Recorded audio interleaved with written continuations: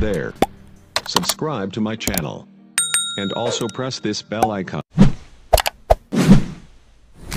Welcome to my channel with another new video. You are watching biology. हमने पिछले topic में पढ़ रहे थे नेफ्रॉन की स्ट्रक्चर, यानी एक तरह से गौरिक नलिकाओं की संरचना, और आज उसके आगे अपना नया टॉपिक है नलिकाओं की कार्य प्रणाली होती है या मैकेनिज्म ऑफ नेफ्रॉन, उसके बारे में पढ़ेंगे और सरल और इजी वे में अपने पढ़ने की कोशिश करेंगे।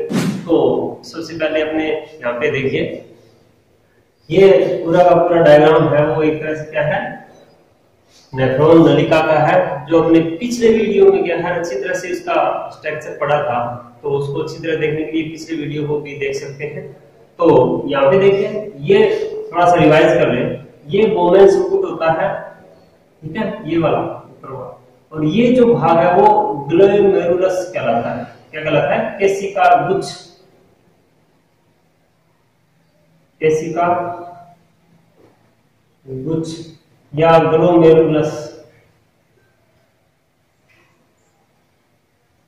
मेरुलस,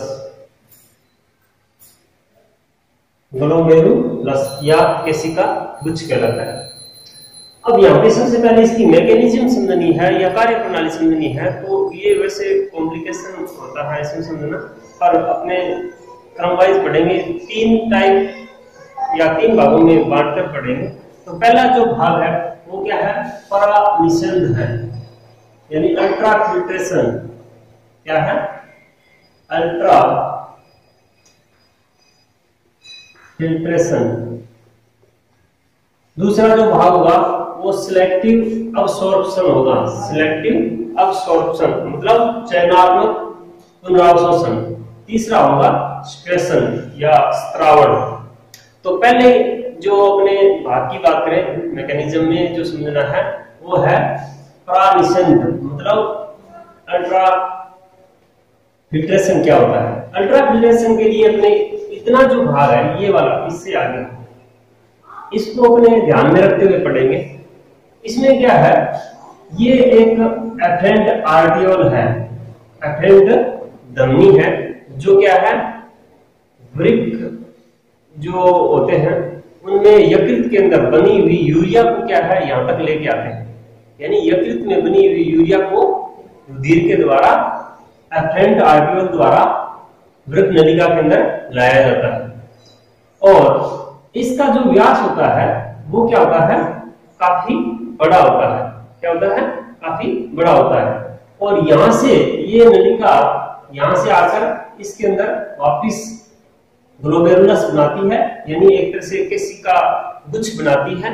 और केशिका गुच्छ के अंदर बहुत सारी क्या होती है, कैपिलरीज या बहुत सूक्ष्म नलिकाएं होती हैं, उनका एक जाल बनाती है, और जाल को अपने बोलते हैं ग्लोमेरुलस या केशिका गुच्छ। और जैसे ही वो वापिस निकलती है तो उस नलिका को अपने कहते हैं इफेरेंट आर्टियोल। क्या बोलते हैं? इफेरेंट आर्टियोल, ये, ठीक है।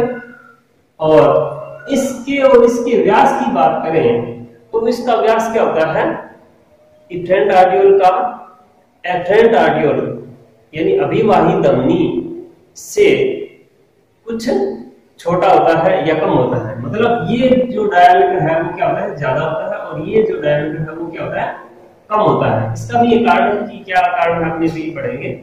तो अब यहां से ये ब्लड लेके आती है और यहाँ पे क्या है, केशिका गुच्छ बनाती है या कैपिलरीज या सूक्ष्म नलिकाओं का एक गुच्छ बनाती है, जिसको बोलते हैं ग्लोमेरुलस।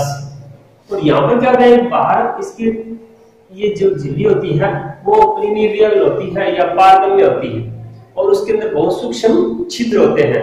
उन छिद्रों की संख्या क्या होती है, 0.1 माइक्रोमीटर तक पाई जाती है। कितनी पाई जाती है? 0.1 माइक्रोमीटर। यहाँ से इसमें फिल्टर होने के लिए क्या है, छिद्र पाए जाते हैं, जिसको फेनेस्ट्रा बोलते हैं। क्या बोलते हैं इसको? फेनेस्ट्रा, यानी जो छिद्र होते हैं उनको क्या बोलते हैं, फेनेस्ट्रा, फेनेस्ट्रा। इनके द्वारा ही क्या है, ब्लड के अंदर से क्या है, जो यूरिया बनती है या अपशिष्ट पदार्थ होते हैं वो क्या है, वो निकलते हैं।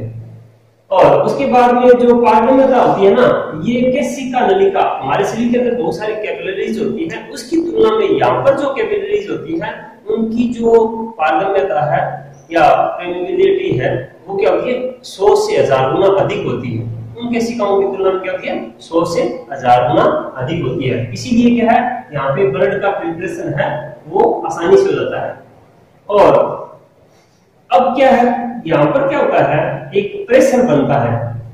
प्रेशर की बात करें, ये क्या है, ब्लड है यहाँ पर आता है और ये डायमीटर भी क्या होता है, ज्यादा होता है और ये डायमीटर क्या होता है, कम होता है। तो यहाँ पर क्या है, 70 mmHg दाब बनता है। क्या बनता है, 70, यहाँ पे क्या बात करें अपने, 70 mmHg प्रेशर बनता है। किसकी वजह से बनता है, ये धमनी के अंदर क्या है, व्यास बड़ा होता है और ब्लड क्या है, बड़ा तेजी से या दबाव के साथ आता है। और आगे जो नलिका है, इफेंट है, आर्टियोल, वो क्या होती है, डायमीटर में कम होती है। तो उसके फलस्वरूप एक दाब उत्पन्न होता है या जनरेट होता है और वो दाब कितना होता है, वो 70 mmHg होता है। कितना होता है, 70 mmHg होता है। और इस दाब के फलस्वरूप भी क्या है, फिल्ट्रेशन होने में क्या है, सहायता मिलती है। और इसीलिए इसको कुल रुधिर दाब क्या मानेंगे, 70 mm मानेंगे। ये समझने वाली बात है, यहाँ पे इंपॉर्टेंट है। और अब यहाँ पे फिल्ट्रेशन क्या होगा, देखो रुधिर कणिकाएं हैं वो एक तरह से आरबीसी, डब्ल्यूबीसी होती है, प्लेटलेट्स होती है, वो यहाँ पर क्या है, फिल्टर नहीं होती है। और रुधिर प्रोटीन है वो भी फिल्टर यहाँ से नहीं होगी, यानी फेनेस्ट्रा के द्वारा या जो छिद्र होते हैं उनके द्वारा फिल्टर नहीं होगी। और या फिर उसके अंदर क्या है, धुलित कोलॉइडी अवस्था के अंदर जो द्रव पाया जाता है, धुलित कोलॉइडी अवस्था में जो क्या पाया जाता है, द्रव पाया जाता है, वो उसमें से फिल्टर नहीं होता है। बाकी मतलब फिल्टर होता है, उसमें प्रोटीन है, इसमें अमीनो एसिड है, यूरिया है, खनिज लवण है, ग्लूकोज है, ये फिल्टर हो जाते हैं। ठीक है, तो यहां से जो फिल्टर नहीं होते हैं वो रुधिर प्रोटीन होती है, रुधिर कणिकाएं होती है, और कोलॉइडी जो ब्लड होता है वो इसमें फिल्टर नहीं होता है, वो इफेंट के साथ में, इफेंट नलिका के साथ में बाहर आ जाता है। अब ये क्या करता है कि इसमें जो प्रेशर होता है उस पर इसके विपरीत जो प्रेशर भी उत्पन्न होता है। मतलब 70 mm तो क्या टोटल इसमें दबाव पड़ता है फिल्ट्रेशन के लिए, लेकिन इसमें वापस विपरीत दबाव भी बनता है। एक तो कौन सा, इसके अंदर जो कोलॉइडी, जो घुलित कोलॉइडी पदार्थ होता है वो भी क्या है, वापस विपरीत दाब उत्पन्न करता है। वो कितना करता है, एक तरह से 30, यानी यहाँ पे जो कोलॉइडी पदार्थ होता है वो 30 mm, कितना, 30 mmHg विपरीत क्या है, इस फिल्ट्रेशन के विपरीत क्या है, दबाव उत्पन्न करता है। ठीक है, एक तो ये हो गया। और दूसरा एक और क्या है, उसको अपने क्या बोलते हैं, जो होगा ना, इसको BCOP भी कहते हैं, BCOP, क्या बोलेंगे, BCOP। और उसके बाद में बोमन कैप्सूल के अंदर जो निषेध होता है, मतलब यहां से छनकर इसके अंदर जो निषेध आ जाता है या फिल्ट्रेट आ जाता है, मतलब जो छनने के बाद जो पदार्थ होगा उसको बोलेंगे अपन फिल्ट्रेट या निषेध। तो निषेध यहाँ पर आ जाएगा, तो ये भी क्या है, 20 mmHg, 20 mmHg दाब उत्पन्न करता है। कितना प्रेशर करेगा, 20 mmHg प्रेशर उत्पन्न करेगा। और वो एक तरह से क्या हो जाएगा, इसके विपरीत करेगा तो 20 और 30 mm क्या है, Hg दाब है, वो उसके विपरीत फिल्ट्रेशन में विपरीत प्रभाव डालता है। ये इंपॉर्टेंट प्रश्न है, यहाँ पर पूछ लेते हैं और डीपली भी प्रश्न है, तो अच्छी तरह से इसको पढ़ना है। तो मतलब यहाँ पे टोटल जो दाब है विपरीत पड़ता है वो कितना हो गया, 50 हो गया। कितना हो गया, 50 mm हो गया। कितना हो गया, 50 mm हो गया। अब जो रियल जो दबाव होता है, क्या होता है, रियल जो दबाव होता है उसको बोलते हैं अपने एक तरह से NEFP, NEFP, NEFP, N का मतलब नेट इफेक्टिव प्रेशर, यानी नेट इफेक्टिव एक तरह से फिल्ट्रेट प्रेशर होता है वो कितना होता है, वो उसको अपने दोनों को जोड़कर 70 में से घटाएंगे तो वो नेट इफेक्टिव प्रेशर आ जाएगा फिल्ट्रेट। तो मतलब 20 mmHg है, वही क्या है फिल्ट्रेशन के अंदर काम में आता है। और इसके बाद में अपनी बात करें यहाँ पे, ये जो फिल्टर होने के बाद में यहाँ पर जो फिल्टर होगा उसको बोलेंगे फिल्ट्रेट या निस्यंद। क्या बोलेंगे? फिल्ट्रेट या निस्यंद कहेंगे। तो इस तरह से ये बहुत बड़ी बातें हैं जो यहाँ पर आ जाती है। और ये जो यहाँ से अपने यहाँ से पढ़ रहे थे, अगला दूसरा जो भाग है वो है वर्णात्मक पुनरावशोषण या सिलेक्टिव अब्सॉर्प्शन। यानी इसमें क्या होता है, जो फिल्टर हो जाता है या फिल्ट्रेट के अंदर या निस्यंद के अंदर जो भी अपने उपयोगी पदार्थ आ जाते हैं उनका क्या है पुनरावशोषण होता है या उनका पुनः या दोबारा अवशोषण किया जाता है। तो वो किस तरह से होता है, देखिए कि यहाँ पर ये क्या है फिल्ट्रेशन हुआ या निस्यंद हुआ। अब निस्यंद के अंदर क्या है यूरिया, यूरिक एसिड और क्रिएटिनिन ये अपशिष्ट पदार्थ होते हैं। इसके अलावा ग्लूकोज है, अमीनो एसिड है या वसीय अम्ल है या जल है, ये क्या है इसके साथ में फिल्टर होकर इसमें आ जाते हैं, मतलब निस्यंद के अंदर आ जाते हैं। तो उन उपयोगी पदार्थों को दोबारा क्या करना होता है, वापस नलिकाओं के अंदर डालना होता है या जो आर्ट्रियोल होती है उनके अंदर अवशोषित किया जाता है। तो अवशोषित है वो समीपस्थ नलिका के अंदर यहाँ पर होता है। और यहाँ पर क्या है एक तरह से सूक्ष्म अंकुर पाए जाते हैं। अपने पढ़ा था संरचना के अंदर यहाँ पे क्यूबिक जो एपिथेलियम पाई जाती है, मतलब एक तरह से अंकुर पाए जाते हैं या अंगुली नुमा पर्वत पाए जाते हैं। और उसकी वजह से 20 गुना क्या है पुनरावशोषण क्षमता है वो बढ़ जाती है। किसमें? पीसीटी में, मतलब प्रॉक्सिमल जो कॉन्वोल्यूटेड जो ट्यूबल्स होते हैं या पीसीटी समीपस्थ नलिका होती है उसके अंदर क्या है अब्सॉर्प्शन होता है। अब अब्सॉर्प्शन क्या होता है, किसका होता है, एक तरह से मानिए जो आवश्यक पदार्थ होते हैं या उपयोगी पदार्थ होते हैं उनका क्या है यहाँ पे अब्सॉर्प्शन होता है या पुनः अवशोषण होता है। तो यहाँ पे एक तरह से क्या है अंगुली नुमा प्रवर्त पाए जाते हैं, ठीक है। और उसमें क्या है एक वृक्क दैर्घ्यमान, मतलब एक तरह से यहाँ पे एक वृक्क दैर्घ्यमान के अनुसार क्या पदार्थों का क्या होता है अवशोषण होता है। तो उसमें देखिए उच्च दैर्घ्यमान होता है, तो वृक्क का उच्च दैर्घ्यमान होता है, एक निम्न दैर्घ्यमान होता है और एक क्या होता है अदैर्घ्यमान होता है। तो उसके साथ 3 भागों में इसको बांटा गया है। और 3 भागों में जैसे जो उच्च दैर्घ्यमान में जो पदार्थ आते हैं या जिनका क्या है ब्लड के अंदर को क्या है घुलित अवस्था में पाए जाते हैं ज्यादातर, उनका क्या है यहाँ से इसमें से या निस्यंद में से निकल कर क्या है ब्लड के अंदर आना होता है या रुधिर के अंदर आना होता है। तो उच्च दैर्घ्यमान में ग्लूकोज और एमिनो एसिड आते हैं। उच्च दैर्घ्यमान में क्या आते हैं ग्लूकोज और एमिनो एसिड आते हैं जो समीपस्थ नलिका से क्या है ब्लड के अंदर चले जाते हैं। और निम्न दैर्घ्यमान के अंदर क्या आते हैं खनिज लवण आते हैं जो उससे कम क्या है ब्लड के अंदर पाए जाते हैं। तो वो क्या है उससे समीपस्थ नलिका से ब्लड, यानी ये जो नलिका दे रखी है ये क्या है एक तरह से ब्लड नलिका है या रुधिर वाहिनी है जिसके अंदर क्या है ये आ जाते हैं। और अदैर्घ्यमान में क्या होता है यूरिया, यूरिक एसिड या क्रिएटिनिन के ये टेनिन, मतलब जो अपशिष्ट पदार्थ होते हैं निस्यंद के अंदर वो क्या है यहाँ से इसके अंदर आ जाते हैं। तो कौन से यूरिया है, यूरिक एसिड है, यूरिक एसिड है और क्रिएटिनिन है, क्रिएटिनिन या टिनिन, ये अपशिष्ट पदार्थ होते हैं जो क्या है अदैर्घ्यमान के बराबर होते हैं और जो क्या है यूरिन के अंदर ही रहते हैं या पीसीटी के अंदर ही रहते हैं। बाकी जो रीअब्सॉर्प्शन हो जाता है।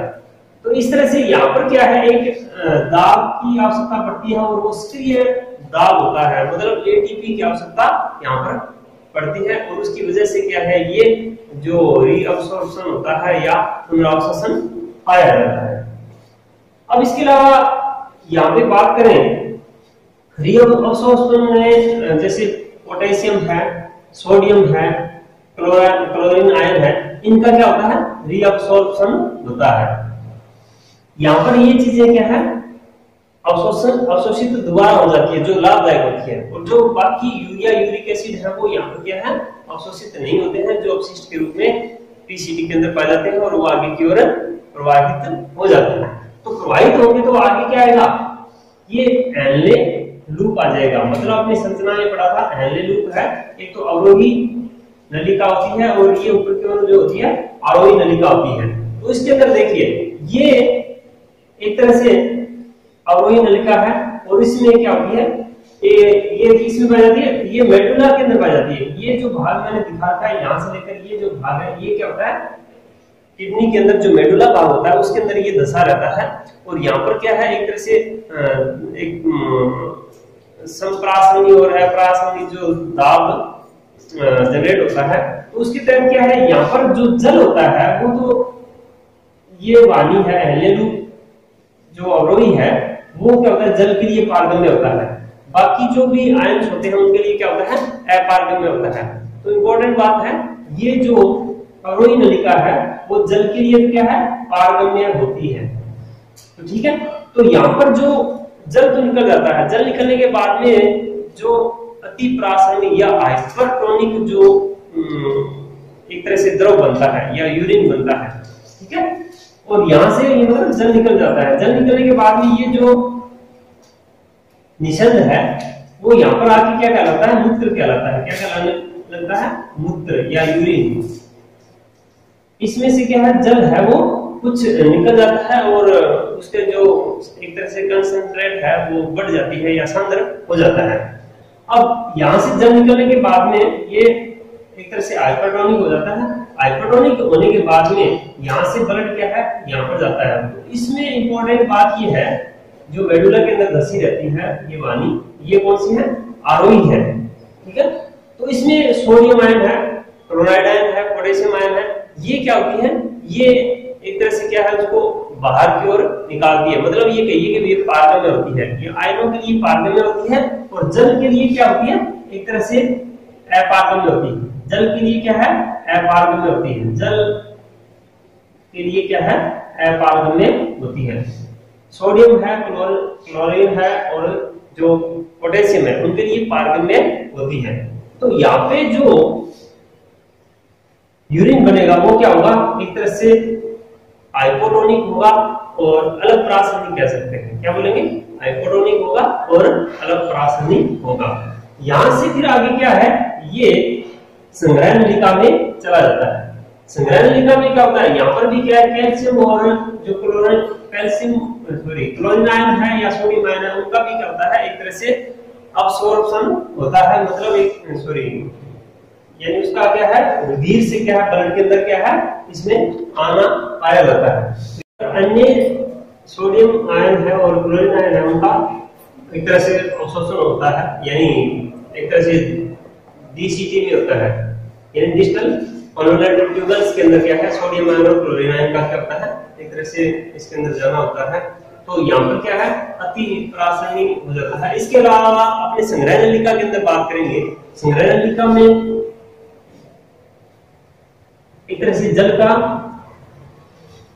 यहां से ये जो संग्रह नलिका है यहाँ पे क्या होगा, पुनरावशोषण होगा। जल का पुनरावशोषण होगा, जल का पुनरावशोषण होगा और यूरिया का भी क्या है, बाहर की ओर स्ट्रेशन होगा। मतलब यहाँ से यूरिया है वो संप्रासनीयता बनाए रखने के लिए क्या है, संग्रह नलिका से यूरिया बाहर की ओर निकलती रहती है।